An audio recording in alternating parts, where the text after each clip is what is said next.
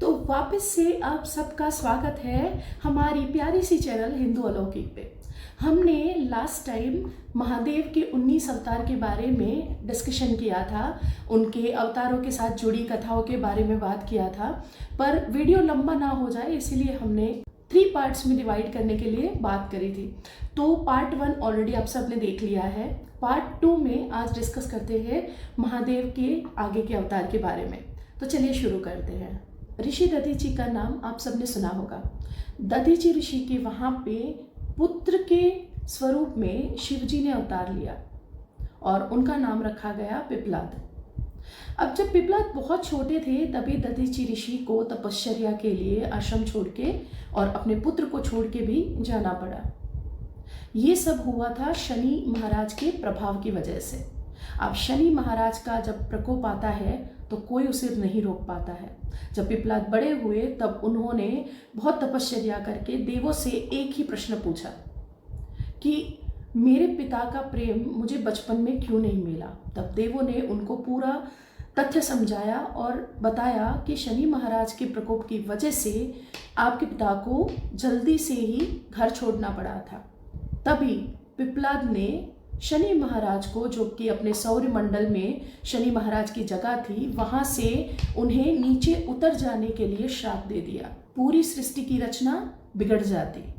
तभी सारे देवों ने आके पिपलाद अवतार को ये बात समझाई और उनसे विनती की कि ये अपना श्राप वापस ले ले।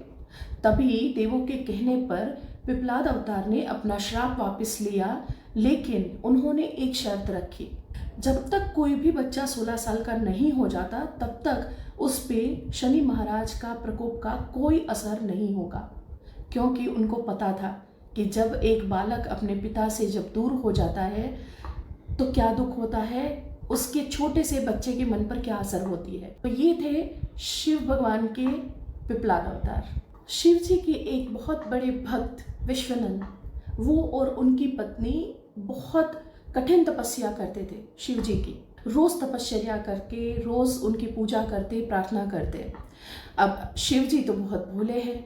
शिव जी उनके ऊपर प्रसन्न हो गए और शिव जी के पास से विश्वनंद ने और उनकी पत्नी ने वरदान में उनको ही मांग लिया।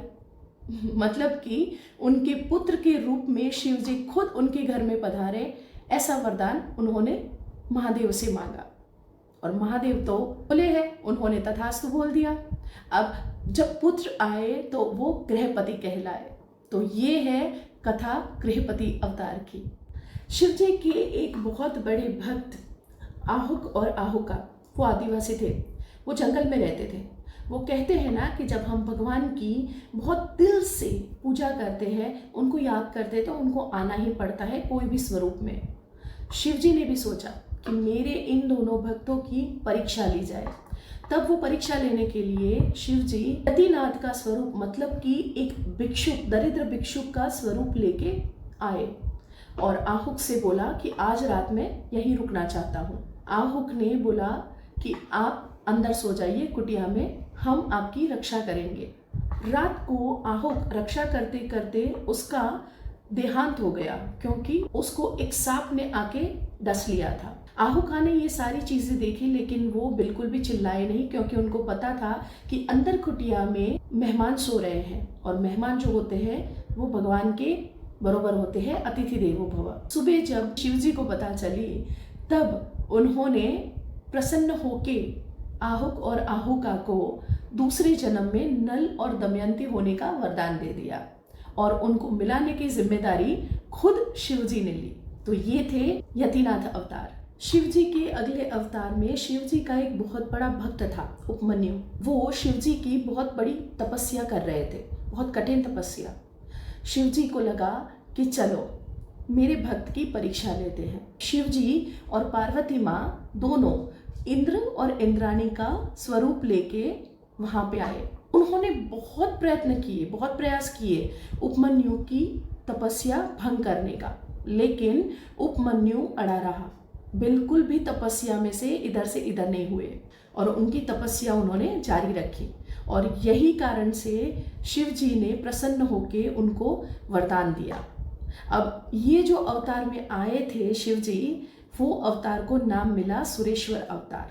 महाभारत का नाम आप सबने सुना है और अर्जुन को सब जानते हैं। हुआ यूं था कि अर्जुन एक बार तपस्या कर रहे थे। अब एक मुका नाम का राक्षस उनकी तपस्या भंग करने के लिए जंगली सूअर का रूप लेके आया था।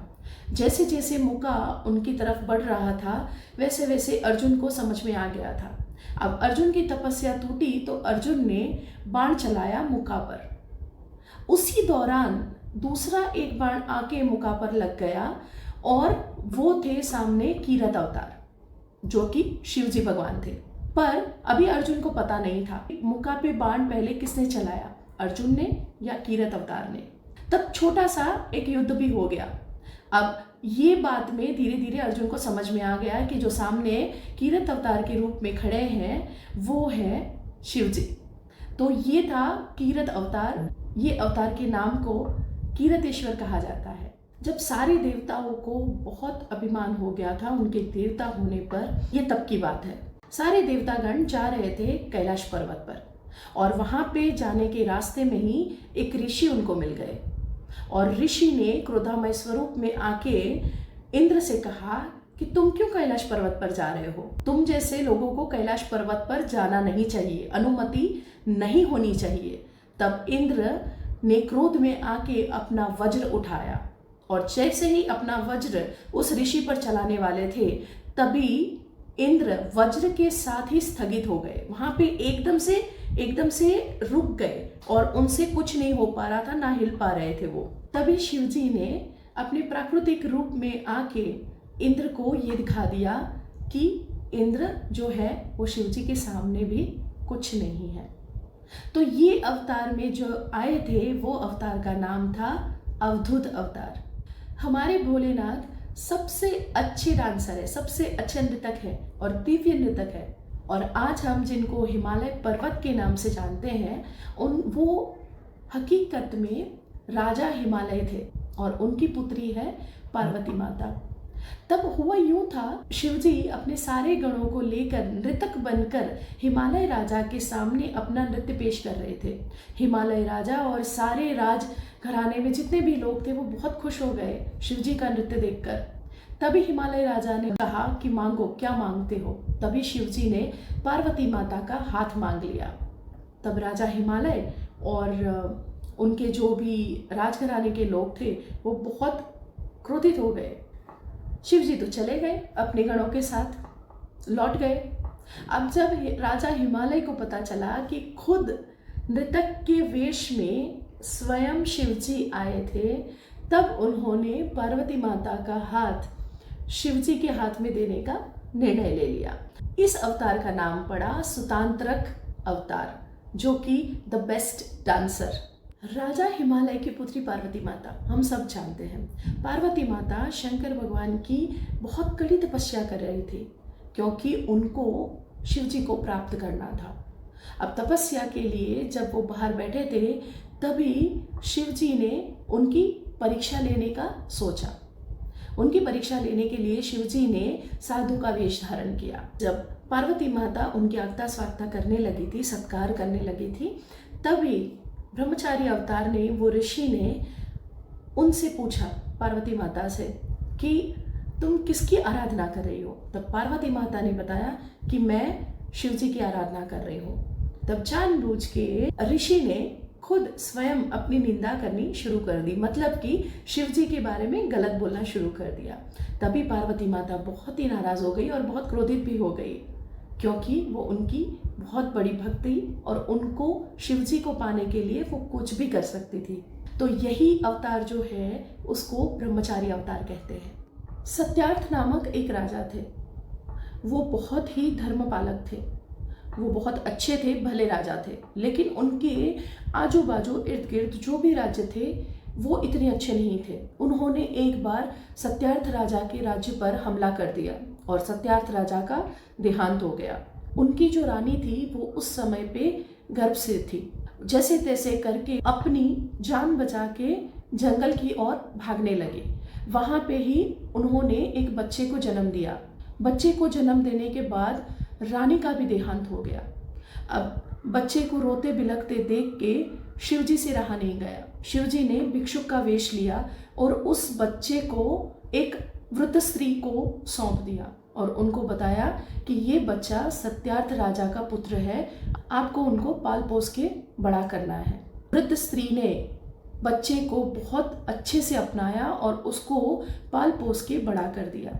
बच्चा बड़ा हुआ तब शिवजी वो वृद्ध स्त्री के पास आए और उनको दर्शन दिए और उनको अपना असली स्वरूप दिखाया और बच्चे को इतना काबिल बना दिया कि वो युद्ध कर सके। और सत्यार्थ के पुत्र ने युद्ध करके अपने पिता का जो अपना राज था वो राज्य वापस ले लिया। ये जो अवतार था शिवजी का, उसको भिक्षु वर अवतार का नाम दिया गया। Thank you so much for watching my video.